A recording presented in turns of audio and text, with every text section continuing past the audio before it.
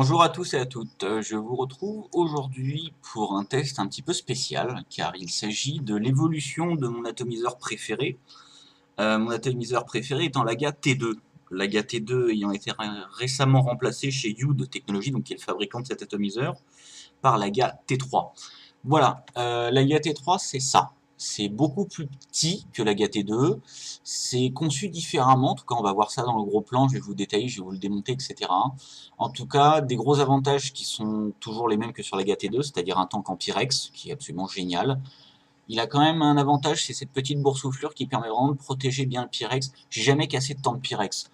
Alors je sais pas si vous en avez cassé, si vous êtes plus maladroit que moi, etc. En tout cas celui-là, à mon avis, avec cette petite boursouflure en bas qui empêche en fait que le tank vienne en contact avec une surface plane, je pense que ça doit éviter pas mal de casses. Je ne sais pas, alors après moi j'ai jamais cassé, mais pour ceux qui cassent, j'espère que ce sera en tout cas redoutable, ça vous évitera de casser votre tank.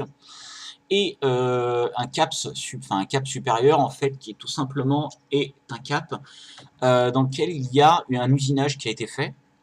Alors pourquoi ne pas avoir fait tout simplement un plot comme sur les Aga T2, c'est-à-dire un plot creux sur toute la surface, bah, tout simplement pour réduire l'espace de chambre de combustion et pour avoir une vapeur plus dense. Alors, le trou d'airflow sur les Genesis, c'est quelque chose de très important. Je trouve que celui-là est idéal, c'est-à-dire ni trop gros ni trop petit. Alors après, c'est une histoire de goût.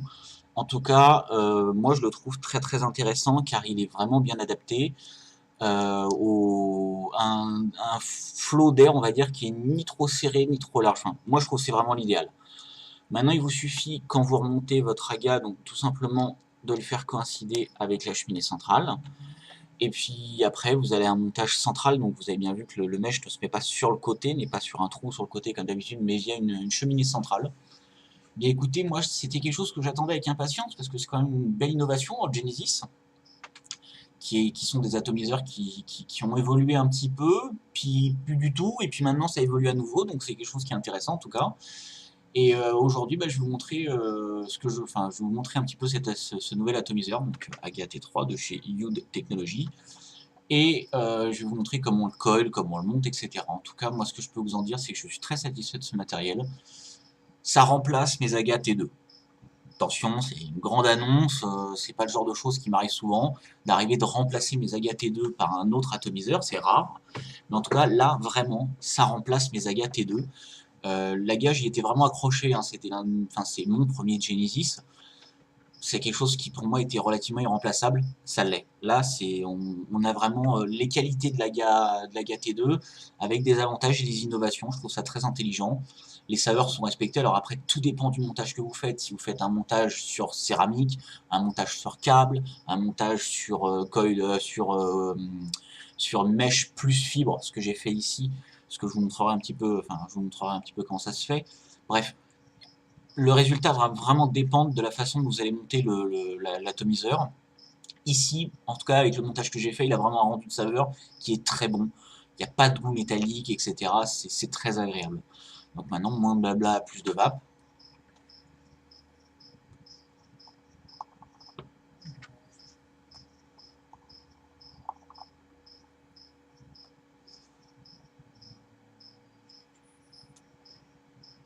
Voilà. Donc un atomiseur qui marche très très bien, un atomiseur qui moi en tout cas m'apporte toute satisfaction. Je vais vous montrer un petit peu les spécificités. C'est vrai on a un montage central qui est nouveau, hein. C'est pas quelque chose qui se fait, qui se fait et qui est très répandu. En tout cas, ça marche vraiment très très bien et ça vous permettra vraiment d'avoir du matériel qui fonctionne bien.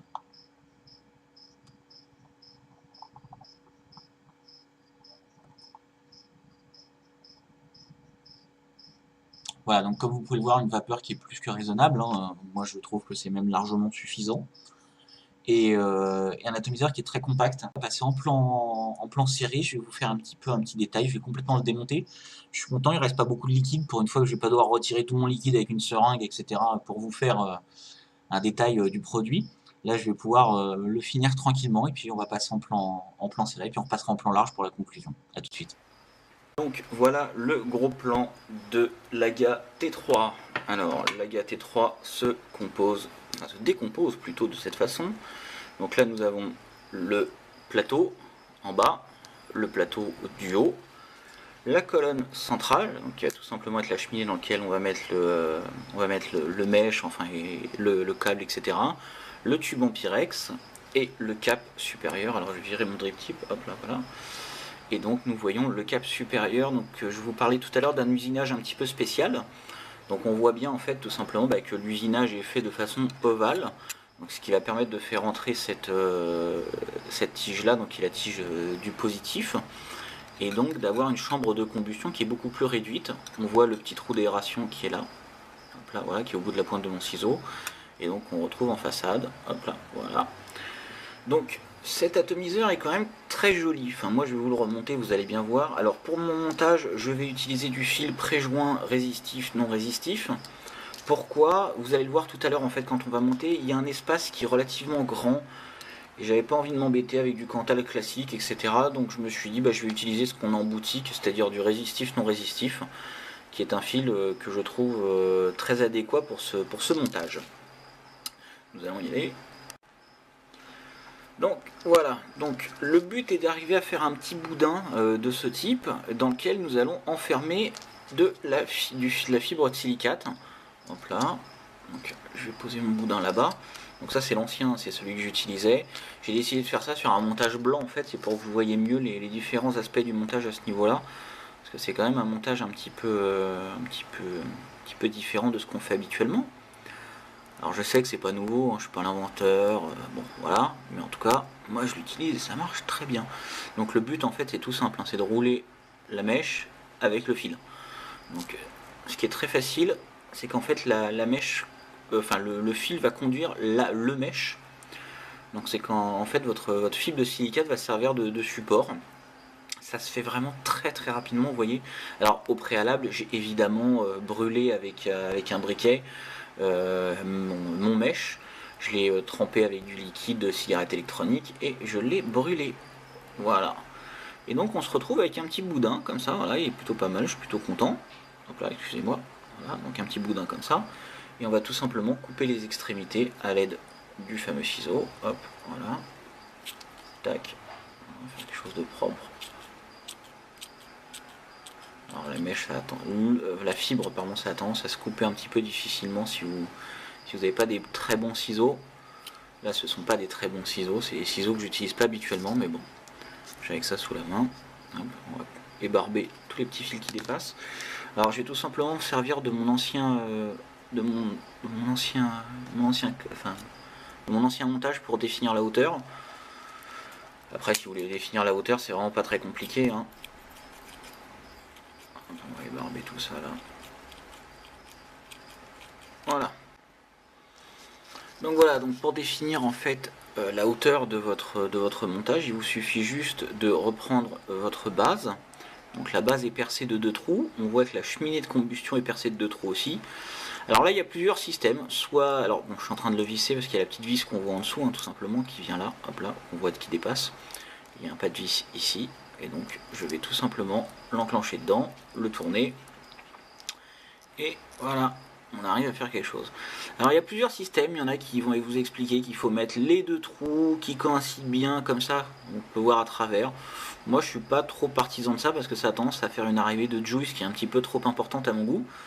Et donc pour revenir à ce qu'on disait tout à l'heure, pour savoir en fait si votre trou est parfait, vous avez juste à poser votre mèche dedans. Si on met le cap supérieur, on aura peut-être un aperçu un petit peu plus intéressant. Voilà, hop là. Et on voit qu'en fait il faut que ça dépasse un tout petit peu au niveau de la vis. Alors je vais pas utiliser celui que je viens de faire pour la simple et bonne raison, c'est qu'il est un peu trop fin. Et je vais utiliser tout simplement celui que j'avais fait avant. Parce qu'il n'est pas du tout mort, il est en très bon état. Donc je vois vraiment pas pourquoi je m'en séparerais. Donc il est là, voilà, on voit il est un tout petit peu plus court que l'autre. En fait, en gros, grosso modo, il fait 1 mm de plus que ce plot là. Hop, donc on va remettre ça de côté, ça sera pour le montage après. Maintenant on va détailler un petit peu. Donc la cheminée centrale, l'étanchéité est assurée par un joint. Et pour le montage, vous allez avoir, parce que le système de montage est au centre, et donc vous allez avoir une petite couronne, hop là, voilà que je viens de faire tomber. Et vous allez avoir 2 petites gorges qu'on voit ici, 2 petites fentes. Et ces fentes vont servir à maintenir le fil en place à l'aide de cette petite roue. Alors vous allez très vite comprendre quand je vais le monter. Donc je vais prendre le tube en Pyrex que je vais installer comme ça. Je vais prendre mon plot, enfin mon plateau du haut que je vais venir visser. Donc on l'a pas vu, mais je vais vous le montrer, il y a des joints en haut et en bas. Hop là, voilà, donc des joints qui assurent l'étanchéité par écrasement du Pyrex contre les joints. Hop là, voilà. On vient visser fermement. Voilà. Donc une fois que c'est vissé, normalement il n'y a pas de souci. On n'a plus que le cap en main. Je vais récupérer mon ancienne mèche, voilà. Et donc on va voir en fait que pour monter ça, il y a une petite astuce. Enfin, moi je trouve que c'est une petite astuce.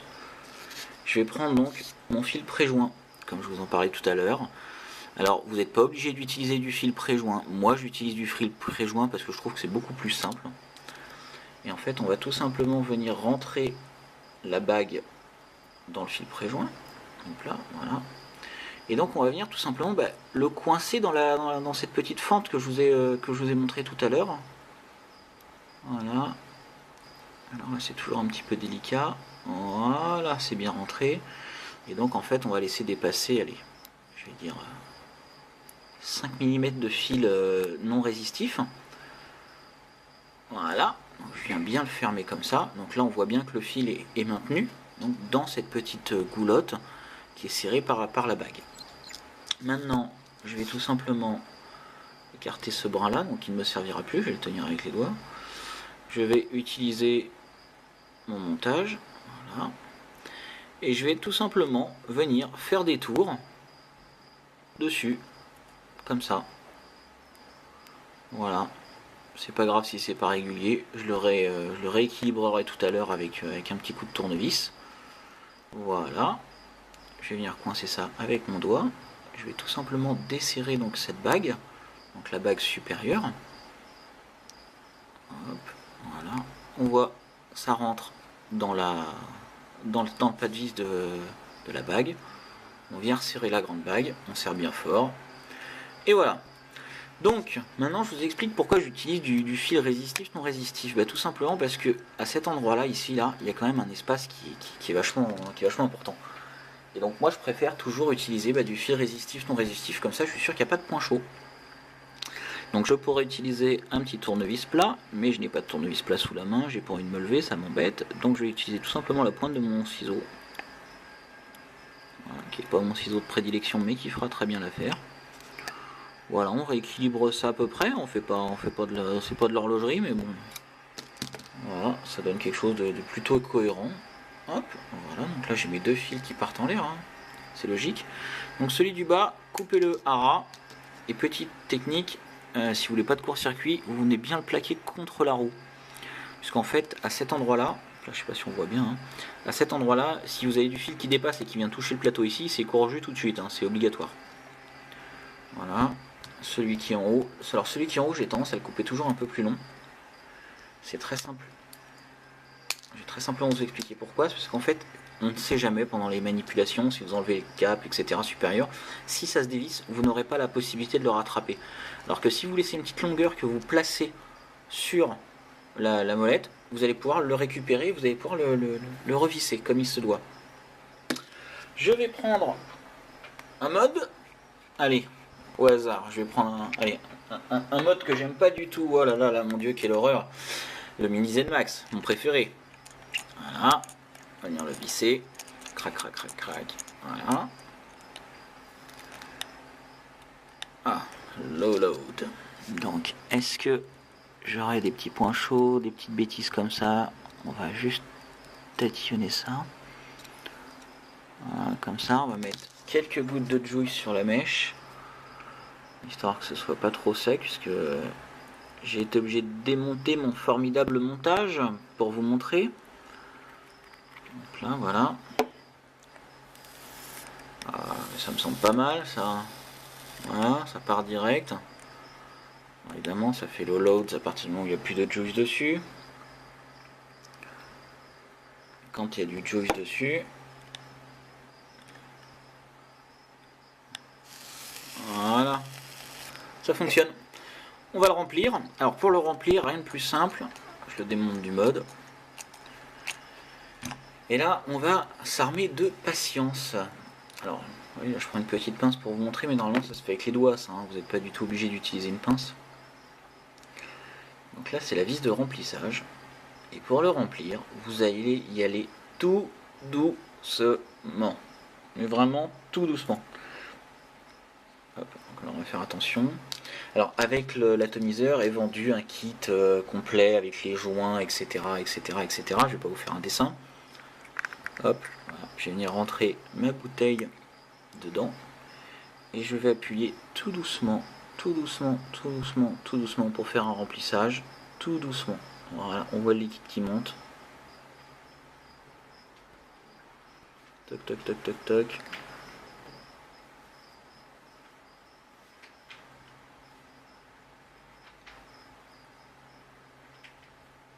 Et on voit bien le liquide qui monte. Et voilà.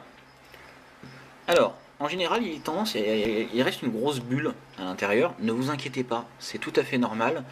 C'est en fait, tout simplement, il y a la cheminée. Et la cheminée, si vous remplissez trop, le jus va ressortir par la cheminée. Je peux même vous faire une petite démonstration. D'ailleurs, je vais prendre ma petite bouteille. Donc voilà ce qui se passe si vous remplissez trop ou trop vite votre atomiseur. On va voir la cheminée centrale. Et là, on voit le liquide qui surgit ici. Donc là, c'est que c'est pas bon. C'est que vous y allez trop vite ou alors qu'il y a trop de juice qui est rempli dans votre cheminée.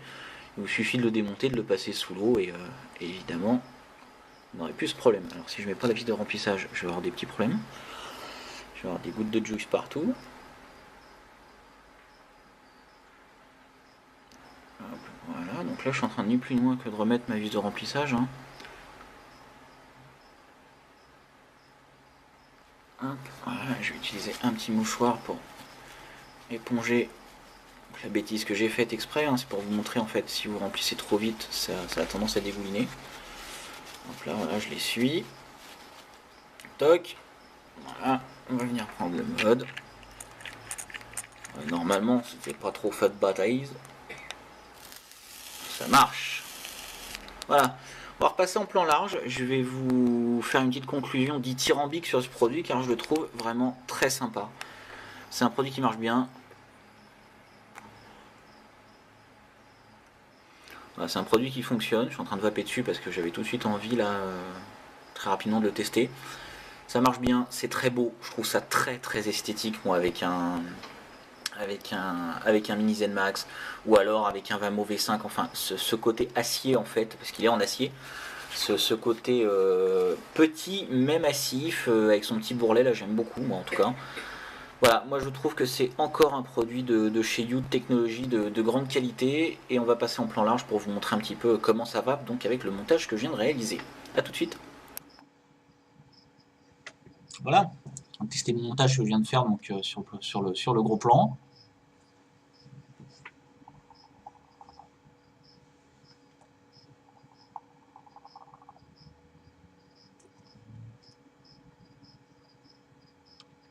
Je pense que c'est plus que raisonnable, c'est très intéressant en tout cas. On a un atomiseur qui est très résistant, qui est très beau.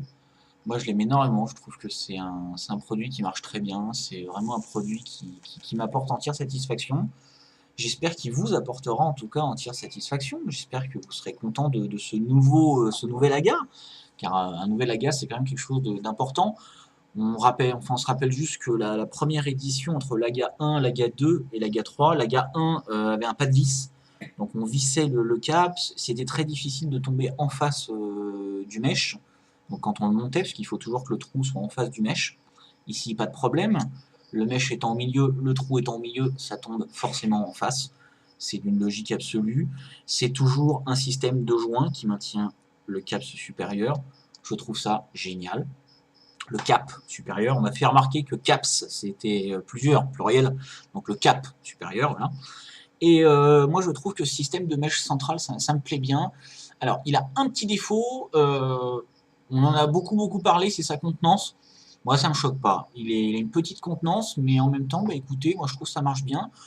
Il est pas trop gourmand au niveau du jus, c'est-à-dire que vous n'avez pas une dépense en liquide qui est énorme. Moi, ça me choque pas, j'arrive à faire la journée gentiment avec. Alors après, je ne vais pas non plus tout le temps avec, j'en ai d'autres. Je trouve que c'est un bon compromis, c'est une bonne idée. Petite capacité, mais petite taille aussi, c'est-à-dire qu'il vous permet d'avoir quelque chose de relativement compact sur un mode. Voilà, moi je trouve que c'est très très raisonnable pour avoir un Genesis et un mode électronique en wattage variable. Voilà, pour moi c'est vraiment un truc idéal. Alors le drip tip n'est pas fourni avec. Donc là je suis en train d'enlever le câble parce qu'il y a du futur. Voilà.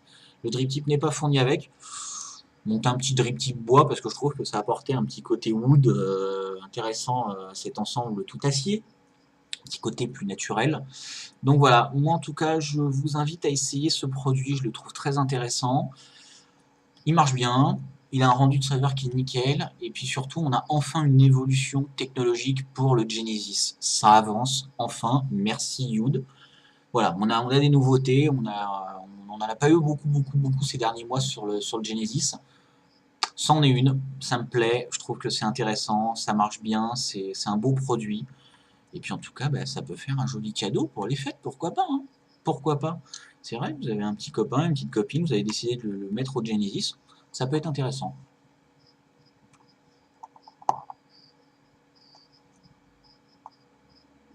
Voilà, on va se quitter sur ces effluves de vapeur, qui sont tout à fait délicieuses. Je vous dis à bientôt pour d'autres tests. Alors je pense que nous allons avoir une vidéo du Killer. Alors le Killer atomiseur reconstructible, oui, connu, c'est vrai. Je vais vous présenter le V2. Alors il y a plein de nouveautés, je vous en parle pas, je vous fais un petit peu de teasing, hein. Je sais que vous détestez le teasing, mais je vais en faire. Voilà, le Killer V2, donc atomiseur reconstructible avec un diamètre complet comme le diver en fait. Donc vous allez voir ça. Moi je trouve que c'est fantastique. J'adore ces systèmes-là. J'adorais le diver parce que ça marchait bien. Mais il y avait un petit problème avec le trou, enfin d'alimentation de jus.